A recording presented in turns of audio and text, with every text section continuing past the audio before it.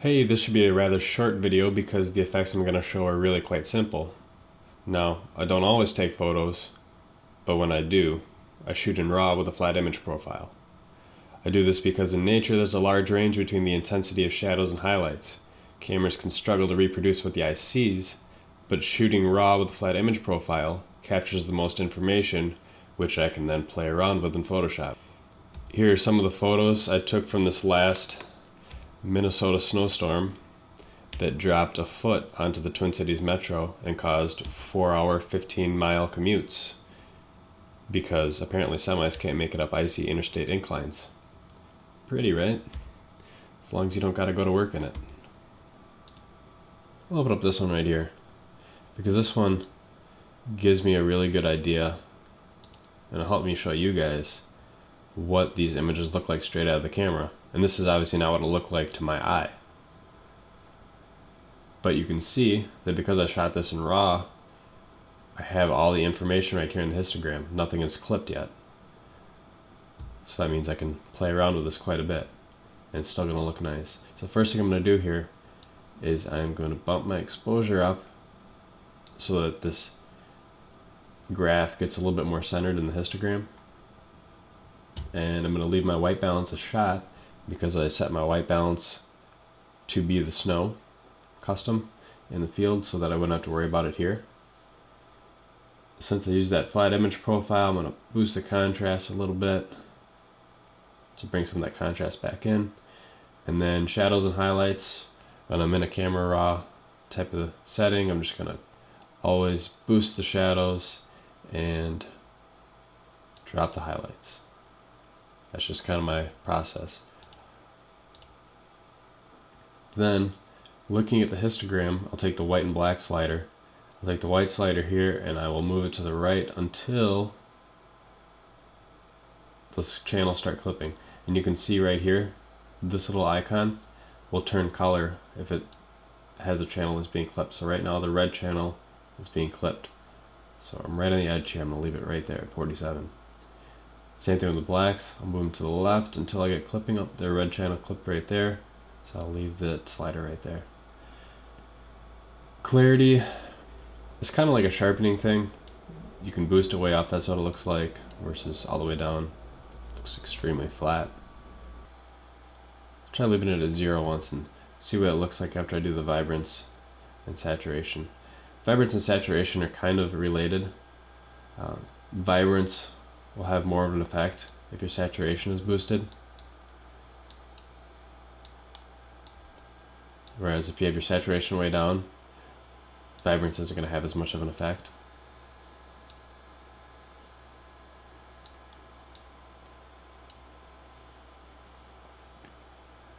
I took this picture right before sunset, so I really had a lot of that nice yellow light that I saw with my eye, and it wasn't captured very well in the camera. So by boosting the saturation and the vibrance here, I can help bring some of that back.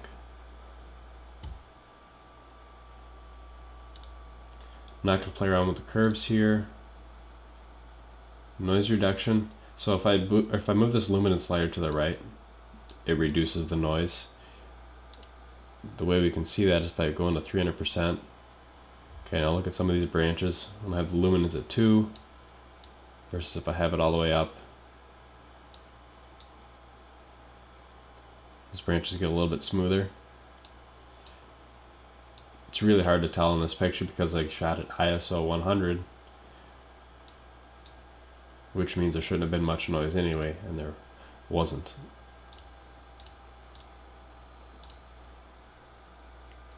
Lens corrections. Since I shot this with the Sony kit lens, if I click enable, the software recognizes that lens and it corrects distortion and vignetting. I took this with an 18mm focal length, so there is going to be a little bit of distortion there. And you can see if I give this to 100, which is what the default is, it just makes the image look a little bit flatter. So I'm fine with that. The vignetting, however, I kind of like in this picture. I'll maybe, instead of, completely removing it, I'll just let a little bit of it stay. Okay, so now that I did these mass adjustments in Camera Raw, I'm going to open the image, and it's going to open it up in Photoshop. Now remember how that initial photo had really dark trees, the snow in the front was kind of dark, but then the sky looked kind of okay? Well, I'm going to try and represent what the scene actually looked like to my eye. And to my eye, the sky was a little bit more vibrant, and the trees are brighter, the snow was brighter up here in the front. So I'm going to do this in two separate layers, two adjustment layers. So I'm going to take my background here. See, that's the only layer that I'm starting with. I'm going to add an adjustment layer. I'm going to add a curves layer. And I'm going to play with the sky first. So I'm just going to adjust this slider until I like the look of the sky. If I bring it way down, it makes those colors pop a little bit more. If I bring it up, it does the opposite and just blows everything out. I'm trying to bring back some of those nice pre-sunset colors. I think that right there looks pretty good to my eye. Now, notice that adjustment worked on the entire photo, not just the sky.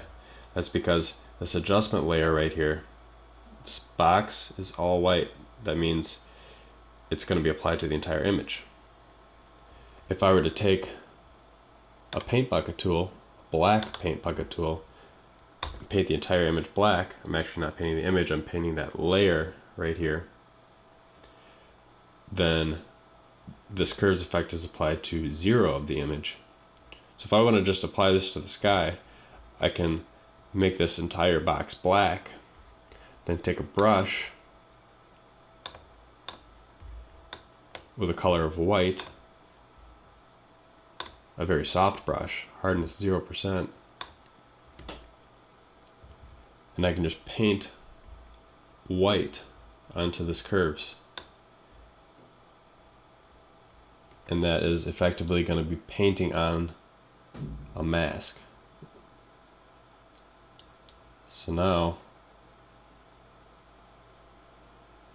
I have this curves effect, and you can see now when you look at this box, there's white on the top, black on the bottom. That means that curves is just being applied to the sky. So before, after, before, after. Now I'm going to add another curve, and this time I'm going to play around with the snow. So I'm going to boost that center of the curves. That looks about right there.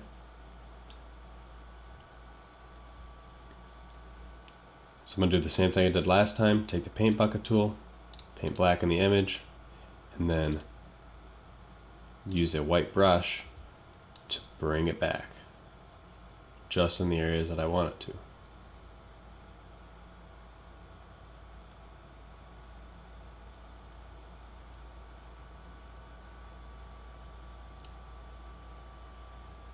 There. Now the image is done. Told you it wouldn't be all that hard. I like saving as JPEGs because they're easy to upload to the internet.